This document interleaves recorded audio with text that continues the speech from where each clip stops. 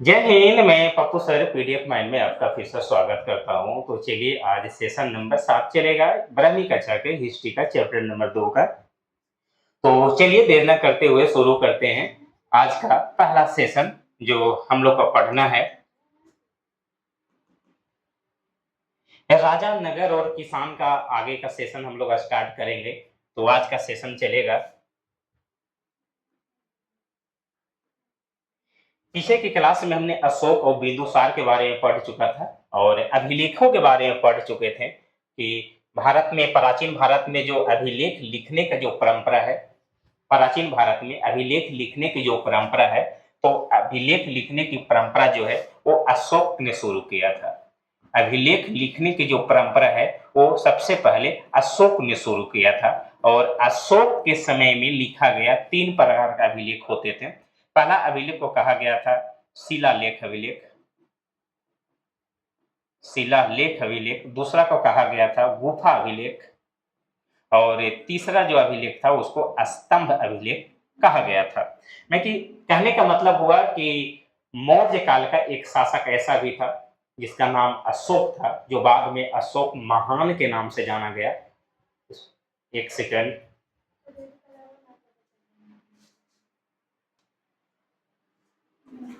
तो मौर्य वंश का एक ऐसा भी शासक था जिसको नाम अशोक था। अशोक को कहा जाता है कि मुगल के गद्दी सॉरी मौर्य वंश के मगध की गद्दी पर बैठने वाला पहला एक ऐसा शासक था जो अपने 100 भाइयों की हत्या करके गद्दी पर बैठा था। तो 100 भाइयों की हत्या करके गद्दी पर बैठने वाला पहला जो शासक था उसको नाम था अशोक। अशोक अशोक ने ही कलिंग युद्ध किया था। कलिंग युद्ध जो है वो अशोक ने ही करवाया किया था, जो 261 बीसी में हुआ था। कलिंग युद्ध में कलिंग का राजा जिसका नाम था खारवेल, तो कलिंग के राजा खारवेल को हरा करके कलिंग युद्ध को जीता था। तो सॉरी। तो आज का सेशन करते हैं। कल हम लोग यहाँ तक पढ़ चुके थे, तो चलिए आज का सेशन स्टार्ट करते हैं। आज का पहला सेशन कहेगा कि अशोक की भाषा के बारे में पढ़ना है कि अशोक का भाषा क्या था। अशोक की भाषा क्या है? तो अशोक की भाषा कहता है कि अशोक के अभिलेख अधिकतर प्रकृति भाषा में लिखा गया। कहने का मतलब है कि अशोक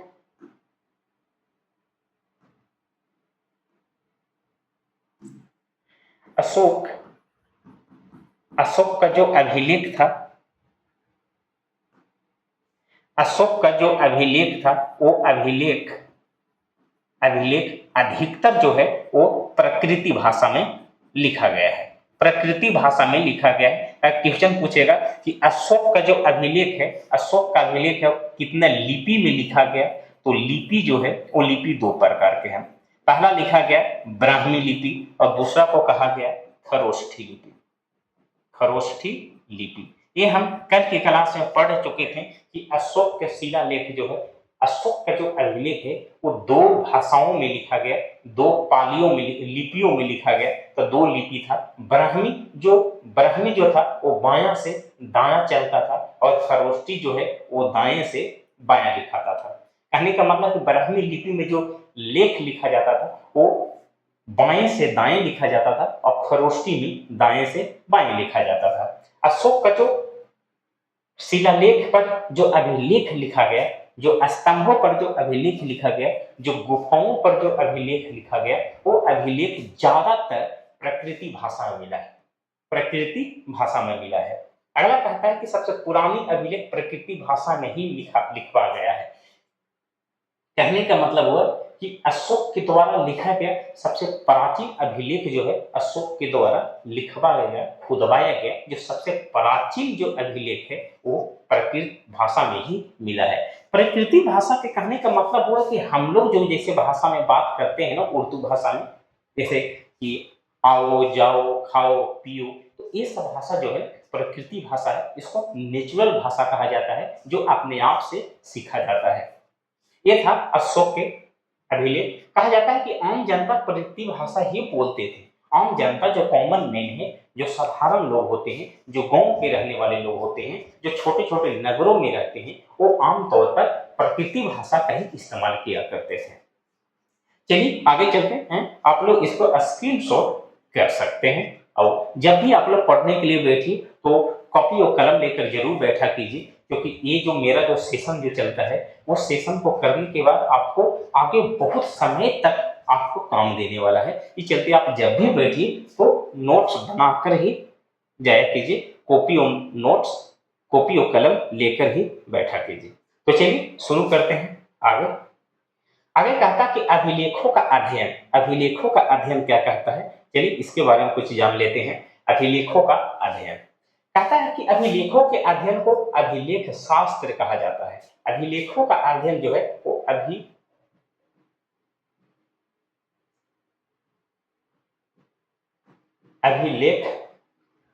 शास्त्र कहा जाता है। अभिलेखों का जो अध्ययन है वो अभिलेख शास्त्र कहलाता है। आया कि अशोक के अभिलेख किस लिपि में थे, तो अशोक के अभिलेख जो है वो कई लिपि में मिला है। पहला कहता है 3 लिपियों में, 3 प्रकार के मिला, 3 जगहों पर मिला। तो अशोक के अभिलेख किस लिपि में थे, तो पहला कहता है कि भारत का अधिकतर क्षेत्र का अभिलेख ब्राह्मी लिपि में मिला है। कौन लिपि में मिला, ब्राह्मी लिपि में मिला। कहने का मतलब कि अशोक के द्वारा लिखा गया अभिलेख जो है वो ब्राह्मी लिपि में मिला है। कहाँ, ये भारत वाले क्षेत्र में। अभिलेख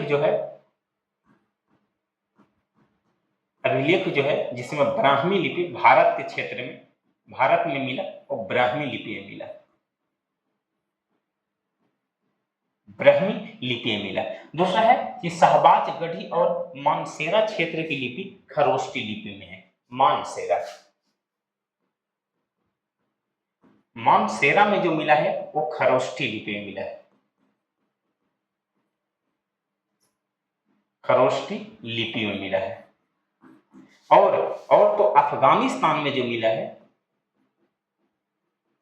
अफगानिस्तान में जो मिला है वो आरामाइक मिला है, एरमाइक मिला है। कहने का मतलब हुआ कि अशोक के द्वारा लिखे जो अभिलेख है वो 3 लिपियों में मिला, 3 जगहों पर, 3 क्षेत्रों में अलग अलग लिपियों मिला। जैसे भारत के अधिकतर क्षेत्रों में जो अभिलेख मिला है वो ब्राह्मी लिपि में मिला है। मानसेरा, शहबाजगढ़ी और मानसेहरा जो ये क्षेत्र है उसमें खरोष्टी लिपि मिला है। और अफगानिस्तान में जो लिपियां मिला है वो अरमाइक लिपि में मिला है। कौन लिपि में, अरमाइक लिपि में मिला है। तो चलिए आगे चलते हैं।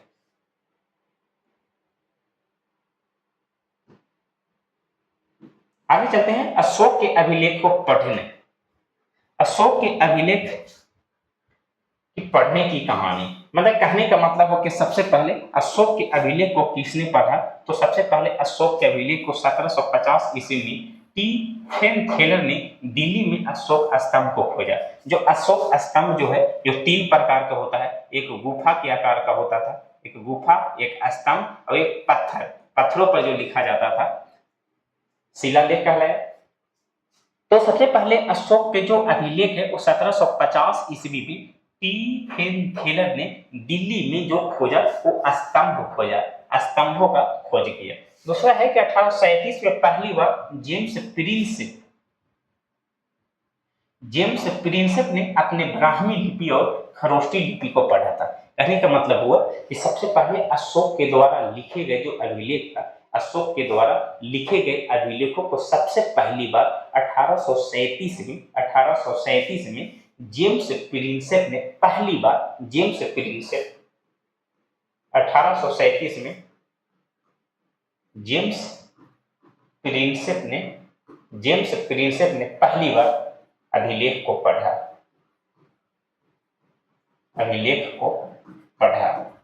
कौन सा अभिलेख पढ़ा, तो अभिलेख जो पढ़ा वो ब्राह्मी लिपि का पढ़ा, ब्राह्मी लिपि और खरोष्ठी लिपि, ब्राह्मी लिपि और खरोष्ठी लिपि को सबसे पहली बार पढ़ा था।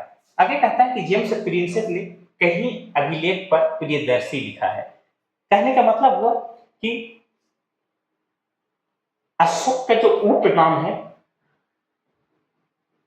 अशोक का उपनाम जो है वो देवनामा प्रियदर्शी, देवनामा प्रियदर्शी भी मिला है कहीं कहीं।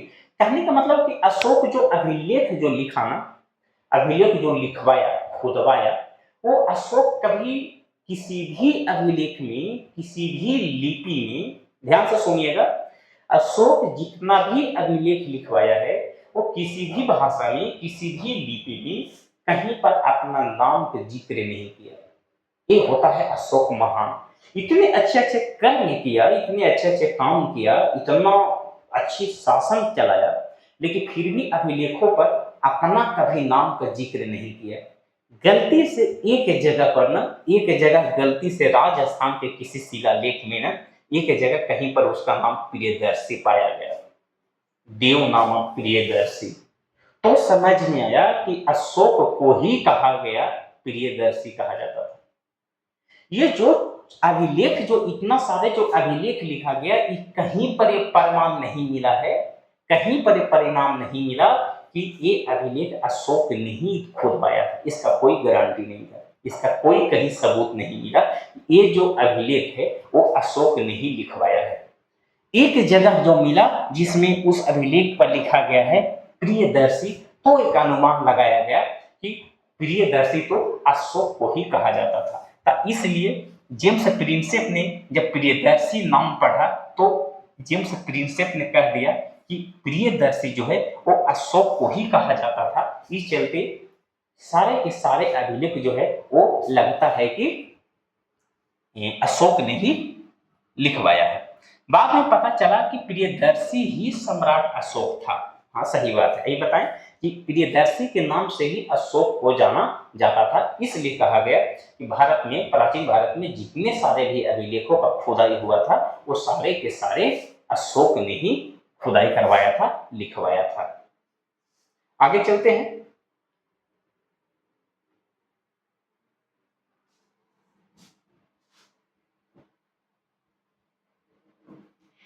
अशोक के अभिलेख से सम्राट अशोक के अभिलेख से सम्राट अशोक के 3 और नाम मिले हैं।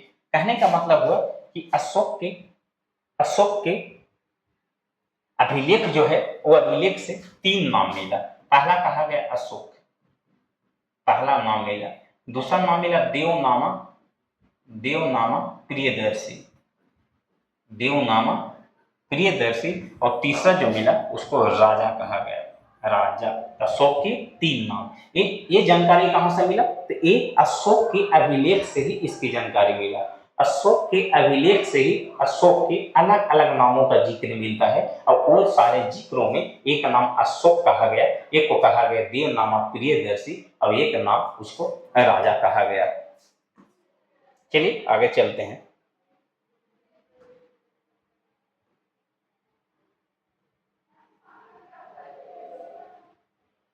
कुछ प्रमुख अभिलेख जो था, जो अशोक के शासन काल में जो अभिलेख लिखा गया, क्योंकि पहले के, कहने का मतलब हो कि पहले के राजा का, प्राचीन भारत के राजाओं के बारे में, राजाओं के इतिहास के बारे में अगर जानकारी हासिल करना होता था तो सबसे आसान तरीका माना गया था, सबसे आसान तरीका माना गया था कि राजा के द्वारा लिखे गए अभिलेखों को पढ़ लो।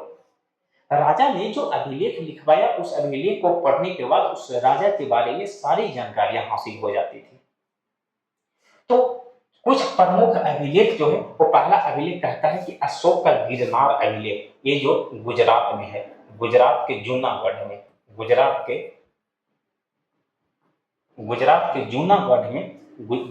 जूनागढ़ में एक गिरनार अभिलेख है जो गुजरात में है। ये कौन से लिपि में लिखा गया? तो ब्राह्मी लिपि में लिखा गया और इसमें जानकारी दिया गया कि जीवों की हत्या करने पर रोक लगाया गया और इसी में कहा गया कि अशोक की नियम बनाया गया। यानी कहने का मतलब हुआ कि जो कुछ प्रमुख अभिलेखों में जो पहला अभिलेख है उस अभिलेख को कहा गया गिरनार अभिलेख। और ये गिरनार अभिलेख कहाँ है? तो गुजरात में जूनागढ़ में है। गुजरात के जूनागढ़ शहर में गिरनार अभिलेख है जिसमें ब्राह्मी लिपि में लिखा गया है और इसमें सबसे महत्वपूर्ण जानकारी जो दिया गया वो अशोक के द्वारा ये दिया गया। अशोक ने कहा कि आज से आने वाला समय तक जीवों को कोई हत्या नहीं करेगा। ये अशोक की नीतियां बताता है, ये अशोक के द्वारा बनाए गए नियम कानून को बताता है।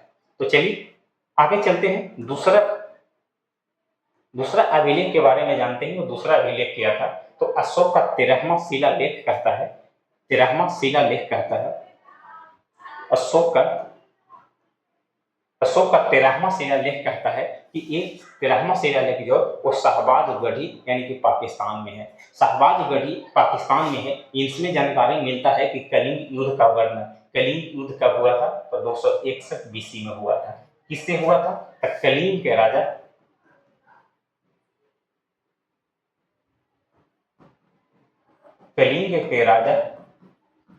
खारवेल, कलिंग के राजा खारवेल के बीच हुआ था कलिंग का युद्ध। इसे कहता है कि रुद्रदामन का अभिलेख, ये तीसरा जो अभिलेख है वो रुद्रदामन का अभिलेख है, रुद्रदामन अभिलेख, जिसमें जानकारी मिलता है कि सुदर्शन झील के बांध का इतिहास। सुदर्शन झील एक स्कंदगुप्त या समुद्रगुप्त नाम का कोई एक राजा था जो सुदर्शन झील का पुनर्निर्माण करवाया था। इसकी जानकारी सुदर्शन झील के बांध का इतिहास जो है वो शाहबाज गढ़ी से मिलता है, सॉरी रुद्रदामन अभिलेख से मिलता है। तो रुद्रदामन अभिलेख से क्वेश्चन पूछेगा, बड़ा इंपॉर्टेंट क्वेश्चन है कि सुदर्शन झील के बांध का जो वर्णन है, जो सुदर्शन झील के बांध का जो इतिहास है वो अशोक के किस अभिलेख से मिलता है, तो वो मिलता है रुद्रदामन अभिलेख से। जानकारी क्या मिला कि सुदर्शन झील के बांध का इतिहास और रुद्रदामन मन की उपलब्धियां, रुद्रदामन की उपलब्धियां के बारे में बताया है कि रुद्रदामन की उपलब्धियां क्या था। रुद्रदामन जो शासक था वो अपने जीवन में कौन कौन सी उपलब्धियां हासिल किया था। चलिए आगे चलते हैं।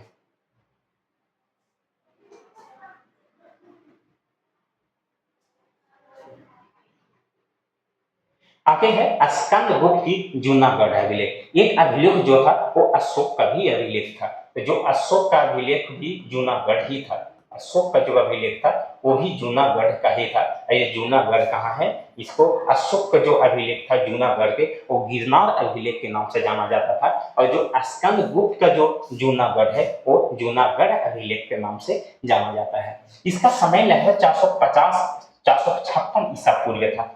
456 ईसा पूर्व में ये जूनागढ़ स्कंदगुप्त के जो जूनागढ़ का अभिलेख था वो लगभग 456 ईस्वी में लिखा गया था। इसमें जानकारी क्या है, तो स्कंदगुप्त के जूनागढ़ अभिलेख से जानकारी मिलता है कि सुदर्शन झील के पुनर्निर्माण का इतिहास। पुनर्निर्माण, एक झील था, उस झील का नाम था सुदर्शन झील, और सुदर्शन झील का पुनर्निर्माण, पुनर्निर्माण के मतलब इसी को जीर्णोद्वार कहीं कहीं नाम देता है कि जीर्णोद्वार किसने करवाया था, मतलब सुदर्शन झील को पुनः कौन बनवाया था, तो स्कंदगुप्त ने बनाया था। और सुदर्शन झील का पुनर्निर्माण यानी जीर्णोद्वार कौन करवाया था, तो ये भी करवाया था, कौन करवाया था, तो स्कंदगुप्त ने करवाया था। हुनों की पराजय का वर्णन, हुन एक शासक था, हुन जो विदेश से आए थे, वो शासक का पराजय जो है, हुन को कैसे हराया था, कौन राजा ने हराया था, स्कंदगुप्त ने हुनों को ही हराया था। हुनों को हराने वाला पहला शासक जो भारत में था वो स्कंदगुप्त था। तो स्कंदगुप्त ने हुनों को किस प्रकार से हराया था, इसका वर्णन जो है वो स्कंदगुप्त के जूनागढ़ अभिलेख से मिलता है। कौन अभिलेख, तो जूनागढ़ अभिलेख से मिलता है। चलिए आगे चलते हैं।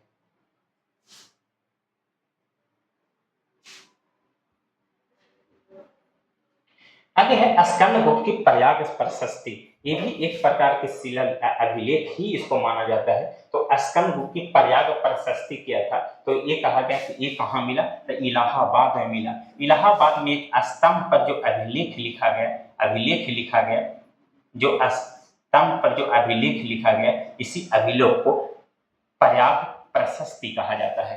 प्रयाग प्रशस्ति कहा जाता है क्योंकि इलाहाबाद में ही मिला है। भाषा है संस्कृत। अब ये जो प्रयाग प्रशस्ति जिस लिपि में लिखा गया, जिस भाषा में लिखा गया, सॉरी लिपि नहीं भाषा है, तो जिस भाषा में लिखा गया उस भाषा का नाम संस्कृत है।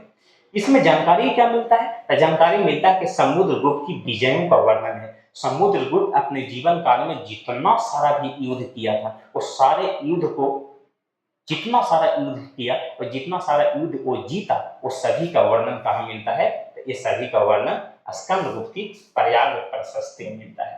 प्रयाग प्रशस्ति में स्कंदगुप्त का विजय, समुद्रगुप्त का विजयों का वर्णन मिलता है।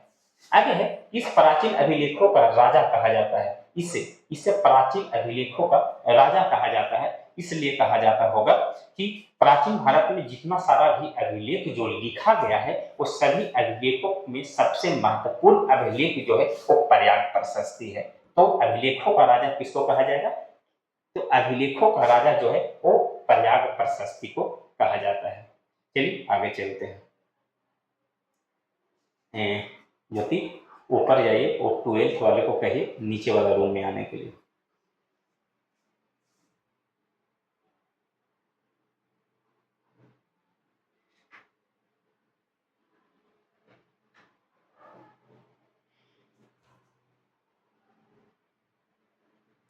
आगे है मौर्य प्रशासन। आगे है मौर्य प्रशासन, मौर्य साम्राज्य का स्रोत। मौर्य साम्राज्य का स्रोत क्या है? तो मौर्य साम्राज्य का स्रोत कहता है कि मौर्य काल के इतिहास की जानकारी हमें 3 स्रोतों से मिला है। 3 स्रोत से मिला है। मौर्य साम्राज्य के बारे में, मौर्य प्रशासन के बारे में जो जानकारियां हैं वो 3 स्रोतों से मिला है। पहला को कहा गया साहित्यिक स्रोत जो किताबों से मिला। दूसरा को कहा गया विदेशी स्रोत जो विदेशी लोग जो भारत में आए जो किताब लिखे। तीसरा को कहा गया पुरातात्विक स्रोत। पुरातात्विक स्रोत के मतलब हुआ कि जो खोज किया जाता था, जो खुदाई करके जो जमीन के अंदर से खुदाई करके जो निकाला जाता था उसी को कहा गया पुरातात्विक स्रोत। विदेशी स्रोत किसको कहा गया? कि मेगास्थनी के द्वारा लिखा गया पूरा पुस्तक इंडिका, यानी कि जो विदेश से जो दूसरे देशों से जो यात्री आए थे अब भारत में रह करके भारत के प्रशासनिक व्यवस्था को देखा, राजनीतिक व्यवस्था को देखा, आर्थिक व्यवस्था को देखा और उसको देखने के बाद जो अपनी किताब में जो उसका वर्णन किया उसे कहा गया है विदेशी स्रोत कहा गया। साहित्य स्रोत किसको कहा गया? तो कौटिल्य के द्वारा लिखा गया, मेगास्थनी के द्वारा लिखा गया इंडिका, कौटिल्य के द्वारा लिखा गया अर्थशास्त्र, कौटिल्य के द्वारा लिखा गया अर्थशास्त्र।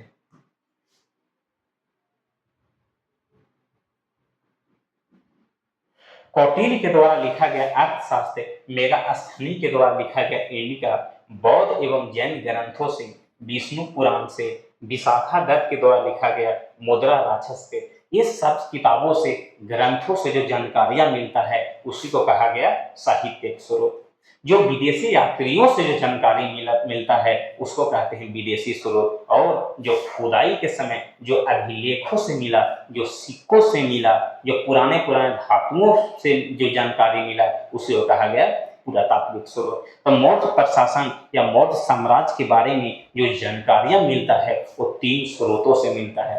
पहला को कहा गया साहित्य स्रोत, दूसरा को कहा गया पुरातात्विक स्रोत और तीसरा को कहा गया विदेशी स्रोत। तो चलिए आगे चलते हैं।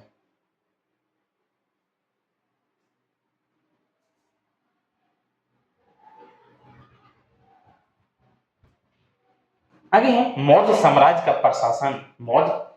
मौर्य साम्राज्य के प्रशासन के बारे में पढ़ना है कि मौर्य साम्राज्य के समय प्रशासनिक व्यवस्था कैसे था। तो प्रशासनिक व्यवस्था के बारे में पढ़ते हैं तो कहता है कि मौर्य साम्राज्य का प्रशासन बहुत ही व्यवस्थित था। इसे 4 भागों में बांटा गया था। कहने का मतलब हुआ कि मौर्य साम्राज्य का जो राजा था वो अपने राज्य को सुरक्षित प्रदान करने के लिए, सुरक्षित रखने के लिए और बेहतरीन स्ट्रक्चर बनाने के लिए, बेहतरीन ढंग से प्रजा को सुरक्षित रखने के लिए, अपने राजधानी को सुरक्षित रखने के लिए प्रशासनिक व्यवस्था को यानी कि सेना व्यवस्था को, सैनिक व्यवस्था को 4 भाग में बांटा था। 4 भाग में बांटने के बाद ही अपने मौर्य साम्राज्य को एक महान साम्राज्य बनाया, एक बहुत विकसित साम्राज्य बनाया था मौर्य साम्राज्य। सबसे विकसित साम्राज्यों में सबसे माना जाता है कि मौर्य साम्राज्य सबसे ज्यादा तरक्की किया, सबसे ज्यादा विकसित हुआ था क्योंकि उसका प्रशासनिक व्यवस्था बड़ा शानदार था। कैसे? कहा गया कि केंद्रीय शासन, पहला कहा गया केंद्रीय शासन, जहां का राजा जो है वो शासन का सबसे बड़ा अधिकारी होता है। यानी कि राजा केंद्रीय शासन, 4 प्रकार के प्रशासनिक व्यवस्था शासन जो है मौर्य साम्राज्य के जो शासन है वो जब 4 भागों में जब बांटा गया उसमें पहला को कहा गया केंद्रीय शासन। और केंद्रीय शासन में कहा गया कि जो शासन का जो सबसे बड़ा अधिकारी जो होगा, शासन का जो सबसे बड़ा अधिकारी होगा वो राजा कहलाएगा। क्या कहलाएगा? राजा। प्रांतीय शासन के मतलब होता है कि अपने ही देश के अंदर छोटे छोटे राज्यों में, छोटे छोटे शहरों में जो प्रशासनिक व्यवस्था को अलग तरीके से तय किया जाता था। नगर में प्रशासनिक व्यवस्था को खड़ा किया जाता था। फिर ग्राम शासन, छोटे छोटे गांवों में भी सेना को तैनात किया जाता था, नगरों में तैनात किया जाता था। प्रांत में मतलब कि जो शहर से जो बड़ा इलाका होता था, प्रांत जिसको कहते हैं, क्षेत्र, बहुत बड़ा क्षेत्र होता था, उसमें सेना को खड़ा किया जाता था। उसके लिए भी एक अलग सेना का संगठन किया जाता था। तो मौर्य साम्राज्य ऐसे ही विकसित नहीं हुआ।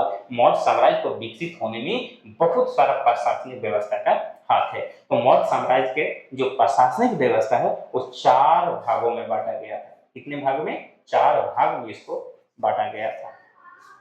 चलिए आगे चलते हैं।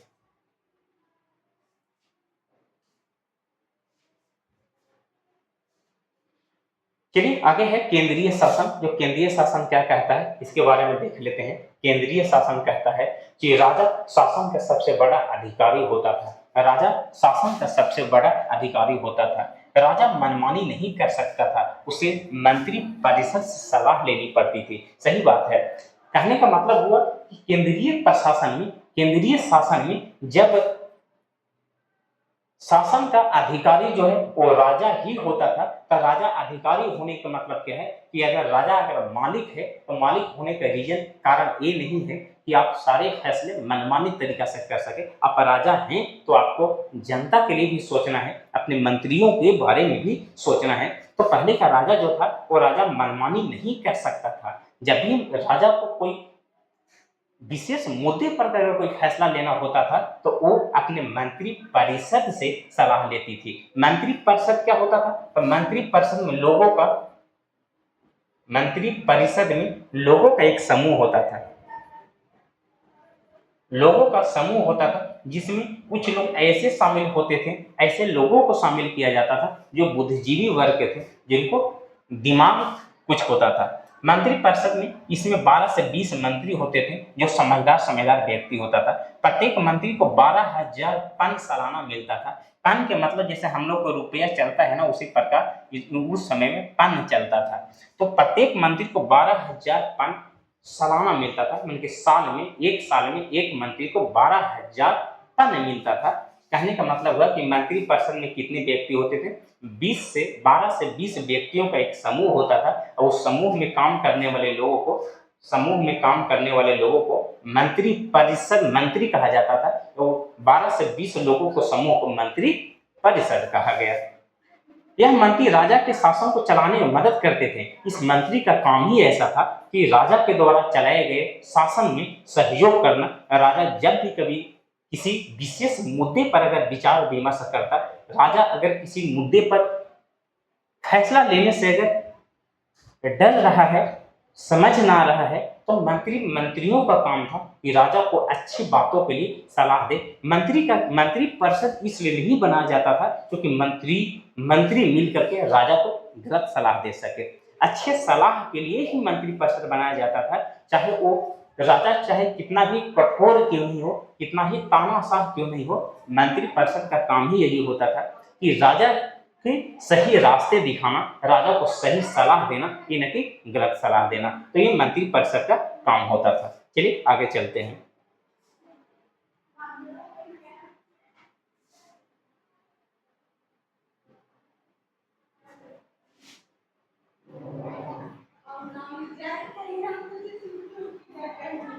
चलिए आज की स्लाइड यहीं पर समाप्त करते हैं, आज के सेशन यहीं पर समाप्त करते हैं। तो आज का वीडियो आप लोग कैसा लगा, तो आज का मेरा पढ़ाया गया टॉपिक कैसा लगा? अगर अच्छा लगा हो तो आप इसे शेयर कर सकते हैं, लाइक कर सकते हैं, सब्सक्राइब कर सकते हैं। और चलिए हंसते रहिए, खेलते रहिए और मुस्कुराते रहिए और देखते रहिए वीडियो माइंड यूट्यूब चैनल और हमारे साथ जुड़े रहिए। तब तक के लिए धन्यवाद। कल फिर से इसी टाइम आप लोग से रूबरू होते हैं। तो चलिए आज के लिए यहीं पर एक क्लास को समाप्त करते हैं।